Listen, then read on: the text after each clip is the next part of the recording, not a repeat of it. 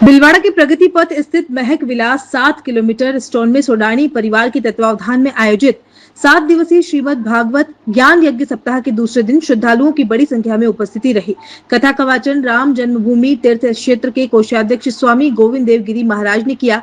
कथा के दूसरे दिन स्वामी गोविंद देव गिरी जी महाराज ने व्यासपीठ से शुक परीक्षित चरित्र, मनु कर्दम चरित्र और कपिलोपदेश का भावपूर्ण वर्णन किया। उन्होंने बताया कि श्रीमद् भागवत केवल एक धार्मिक ग्रंथ नहीं बल्कि जीवन को दिशा देने वाला आध्यात्मिक मार्गदर्शन है। इससे पूर्व पहले दिन राजा परीक्षित और सुखदेव के प्रसंग का वर्णन किया गया था। कार्यक्रम में संगम समूह के अध्यक्ष रामपाल सोनी, विभिन्न उद्योगों के पदाधिकारी, सोनी परिवार, सोडानी परिवार तथा बड़ी संख्या में श्रद्धालु मौजूद रहे।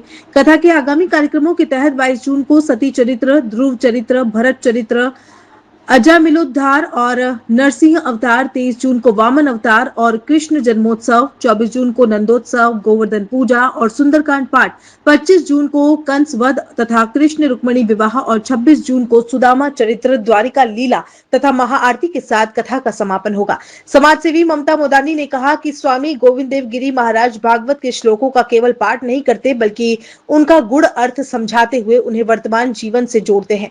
उन्होंने बताया कि कथा के माध्यम से भक्ति, ज्ञान और जीवन मूल्यों की महत्ता को अत्यंत प्रभावशाली ढंग से प्रस्तुत किया जा रहा है।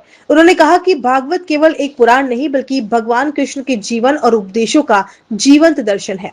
कथा में क्षेत्र के कई प्रमुख उद्योगपति और गणमान्य नागरिक भी शामिल हुए, जिनमें सांसद दामोदर अग्रवाल, पीएम बिस्वाल, जेसी लड्डा, लादूलाल बांगड़ और नौलखा सहित अनेक प्रतिष्ठित लोग उपस्थित रहे। कथा आयोजन का अवसर मिलना ईश्वर की विशेष कृपा है। सोडानी परिवार को इस आयोजन का माध्यम बनाकर भगवान ने उन्हें सेवा और कर्म कार्य का सौभाग्य प्रदान किया। कथा के दौरान विभिन्न धार्मिक झांकियां, भजन संध्या और भगवान की लीलाओं का मंचन भी किया जाएगा। वहीं संध्या ने कहा कि स्वामी गोविंद देव गिरी महाराज के मुखारबिंद से भागवत कथा सुनना उनके लिए सौभाग्य की बात है। उन्होंने कहा कि महाराज की वाणी, प्रस्तुति और प्रसंगों की व्याख्या श्रोताओं के हृदय तक पहुंचती है। उन्होंने विशेष रूप से विनोद सोडानी और अर्चना सोडानी द्वारा माता पिता के सम्मान में किए गए तुलादान को प्रेरणादायी बताते हुए इसे श्रद्धा, संस्कार और पारिवारिक सम्मान का अनुभव उदाहरण बताया।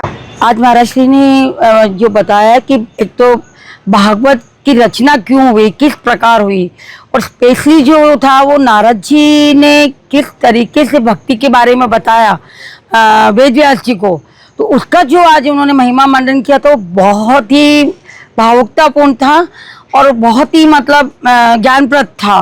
तो उन्होंने जो भागवत की चीज़ों को है वो खाली भागवत सुना नहीं रहे हैं, वो उस भागवत के श्लोकों को पूरा अर्थ में बता के वो जीवन में आज क्या चल रहा है हमारे, वो उससे कनेक्ट करके उसको उससे संबंध करके पूरा का पूरा बता रहे हैं। तो आज वो महिमा जो बता रहे हैं उससे समझ में आ रहा है कि कितना इसका भागवत की महिमा है, कितना दैनिक जीवन में, क्योंकि खुद मैंने भी भागवत पढ़ी है, अभी खत्म हुई 5-6 दिन पहले मेरी, तो मैं समझ पा रही हूँ कि भागवत एक पुराण नहीं है, भागवत एक वास्तविक श्री कृष्ण का जो उनका उपदेश है वो उपदेश वास्तविक उपदेश है, और जो वो महाराज जी हमको बता रहे हैं। आज के दिन दामोदर जी जो हमारे यहाँ के सांसद है वो पधारे हैं और भिलवाड़ा के बहुत सारे इंडस्ट्रीज पधारे हैं, जिसमें बेसवाल जी थे यहाँ पे, पीएम बेसवाल साहब, यहाँ पे लड्डा साहब थे, जैसी लड्डा साहब, लादूलाल जी बांगड़ साहब थे कंचन से, और नौलखा जी पधारे थे नितिन स्पिनर से। तो ऐसे बहुत सारे गणमान्य व्यक्ति यहाँ पधारे हैं। पर हम ठाकुर जी की मेहरबानी, ठाकुर जी की कृपा मानते हैं, क्योंकि ये अवसर मिलना बहुत ही मतलब भाग्य की बात है, किस्मत की बात है। भागवत हर किसी की उसमें नहीं आती है कराना भी, तो ये तो उन्हीं की मेहरबानी की उन्होंने एक हमको निमित्त बनाया है, सोडानी परिवार को निमित्त बनाया है, माध्यम बनाया है, तो ये बहुत सौभाग्य की बात है।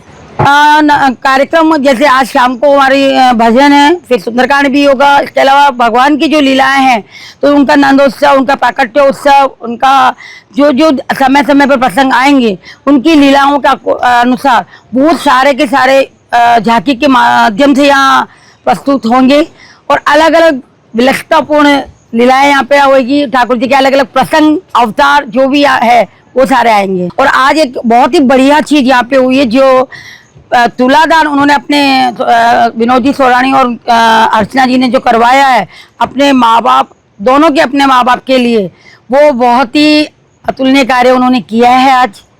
आज जो ये कथा कल से जो प्रारंभ हुई है, ये हमारे जो गुरुजी हैं श्री स्वामी गोविंद देव गिरी जी महाराज, उनके मुखारबिंद से सुनने के लिए हम बहुत आतुर थे।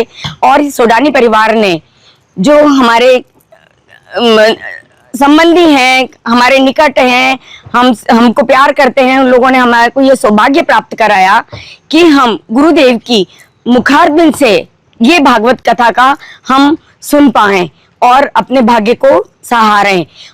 गुरु जी के वाणी इतनी अच्छी है, इतना व्यस्त रहते हुए जो अयोध्या के कोषाध्यक्ष हैं और भी कई जगह के, ये अपने को व्यस्त रखते हुए भी इन्होंने सोडानी परिवार को जो समय दिया और हमें अनुग्रहित करा, हम उसके लिए 100 बार उनको प्रणाम करते हैं। और गुरु जी के मुखारबिंद से जो हम कथा सुन रहे हैं, दूसरी कथाओं से इतनी भिन्न है, मैं आपको बयान नहीं कर सकती हूँ। मैंने पहले भी बहुत सारी कथाएं सुनी है, ईमानदारी से बताती हूँ, पूरी नहीं सुनी है, पर यहाँ तो ऐसा लग रहा है कि मैं कल आई, आज आई, और मुझे लगता है कि मुझे 7 दिन आना चाहिए।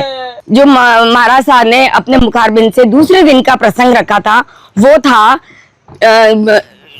शुक संवाद और मनु सत्र का, और वो इस तरीके से रखा कि जीवंत उसका हमको ऐसा लगा कि जो जो एक एक शब्द वो बोल रहे हैं वो दिल में उतरते जा रहे हैं, हम में समाते जा रहे हैं। और कोशिश ऐसी रह रही है कि क्या हम ऐसा जीवन अपना बना पाएंगे, क्या हम ऐसा अपना जीवन जी पाएंगे, क्या हम इस में अपने को उतार पाएंगे। पर मेरी इच्छा है कि इस तरीके के गुरुजी के और मुझे भागवत सुनने को मिले तो मैं अपने आप को बहुत भाग्यवान मानूंगी और गुरुजी का बहुत बहुत धन्यवाद करूंगी।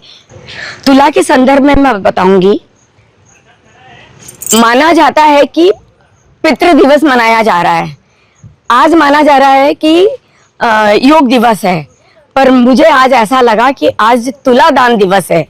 सोडानी जी के ने अपने माताजी पिताजी का, अर्चना जी ने अपने माताजी पिताजी का, यूं मान लीजिए दोनों ने अपने दोनों माताजी दोनों पिताजी का तुला दान किया है। और तुला दान की तो क्या महिमा है, मैं क्या बताऊं, आप सभी अच्छे से जानते होंगे। और जीवन में सबको एक बार तुला दान करना चाहिए। और यहाँ जिस तरीके से ये तुला दान रखा गया, सबको एक बार आश्चर्य भी हुआ, मैं भी बहुत आश्चर्यचकित हुई। पर इतना सुंदर, इतना अच्छे तरीके से यहाँ पे भागवत गीता के द्वारा उनका तुला दान किया गया है और उनकी सेहत के लिए प्रार्थना की गई है कि ये अच्छे से सेहतमंद रहें, स्वस्थ रहें, सुखी रहें। और इसी तरीके की भागवत कथा में आगे भी ये है, हमें बुलाते रहें और खुद भी उसमें सम्मिलित होते रहें।